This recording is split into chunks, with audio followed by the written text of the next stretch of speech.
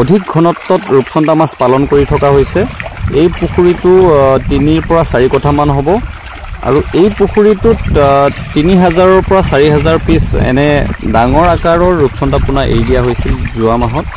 আৰু বৰ্তমান উচ্চ প্ৰটিন ইউনিবাইট দানা ব্যৱহাৰ কৰি থকা হৈছে, য'ত 28 প্ৰটিন আছে। আৰু এই মাছখিনি যোৱা মাহত এৰোতে 50 গ্ৰাম, কিছুমান 40 গ্ৰাম, কিছুমান 100 গ্ৰাম আছিলে। আৰু বৰ্তমান প্ৰায়খিনি মাছেই 300 গ্ৰাম 400 গ্ৰাম হৈছে। তাৰে 2-এটা আধা কেজি পাৰ হৈছে আৰু কিছু অলপ সৰু হৈ আছে।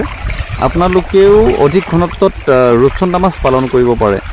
আৰু এই ৰূপচন্দা মাছৰ সৈতে আপোনালোকে কম পৰিমাণে কচ মাছ দিব পাৰে, অৰ্থাৎ কচ পাংগাছ মাছ দিব পাৰে।